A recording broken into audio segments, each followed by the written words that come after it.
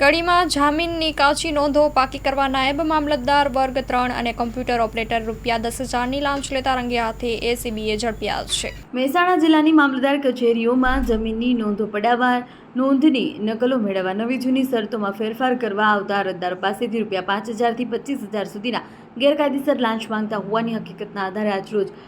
ટીકોયર શ્રી સાથે સાથ સહકાર મેળવી લાંચના ઝટકાનું આયોજન કરી કડી મામલતદાર કચેરી ખાતે જમીનની કાચી પડેલ નોંધ પરની પાકી નોંધ કરાવવા સારું કામના આરોપી વિપુલકુમાર મનુભાઈ પ્રજાપતિ ઉંમર વર્ષ 40 નાયબ મામલતદાર વર્ગ 3 મામલતદાર કચેરી કડીના હોય સાથે હેતુલક્ષી વાતચીત કરી 20,000ની લાંચની માંગણી કરેલ, જે પૈકી 10,000 આરોપી નંબર 2 પ્રિન્સ મનોજકુમાર ભાવસાર ઉંમર વર્ષ 26 કોમ્પ્યુટર ઓપરેટર મામલતદાર કચેરી કડી જિલ્લો મહેસાણા કોમ્પ્યુટર ઓપરેટરને આપવાનું કહેતા આરોપી નંબર 2 નાઓએ 10,000 સ્વીકારી બંને આરોપી એકબીજાને મદદગારી કરીને બંને આરોપીઓ એસીબીના ઝટકામાં ઝડપાઈ જતા તેમની ધરપકડ કરી કાયદેસરની કાર્યવાહી હાથ ધરી છે।